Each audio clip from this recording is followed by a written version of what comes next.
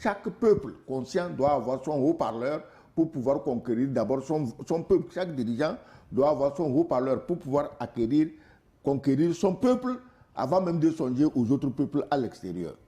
Et pour terminer cette première partie, quid du processus électoral, ça s'est terminé en queue de poisson. Est-ce que c'est terminé? Et vous voyez-vous la possibilité de ramener au pouvoir Fernando Diaz da Costa, qui aurait, selon ce que les uns et les autres disent, gagné les élections? Les putschistes ont décrété l'arrêt du processus électoral. Donc ça veut dire que c'est terminé. Ce sont les hommes forts du terrain. Et c'est d'ailleurs l'objectif pour lequel le coup d'État a été fait.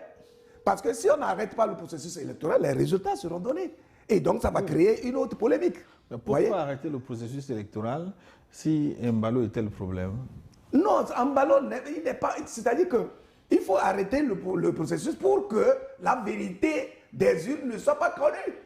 Est-ce que vous comprenez? Et donc, à partir de l'instant où on parle du coup d'État, c'est qu'on ne peut plus parler du fonctionnement de quelque institution que ce soit. Et donc, on met l'embargo sur tout ce qui était normal, démocratique, qui pourrait révéler la vérité justement des urnes et qui amènerait justement la perspective d'une alternance au sommet de l'État. Et donc, c'est clair et c'est net. Il n'y a plus de processus électoral. Un coup d'État électoral. À moins que la CEDEAO... Attends. Mais combien de fois je dois dire que la démocratie et les élections en Afrique sont une farce?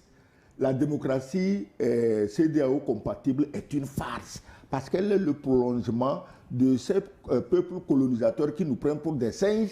Ils nous ont donné une démocratie de singes, ils nous font faire des élections de singes et quand ces élections de singes ne leur plaisent pas, ils les arrêtent. Mais est-ce que tu imagines dans un autre pays, ça peut se passer comme ça?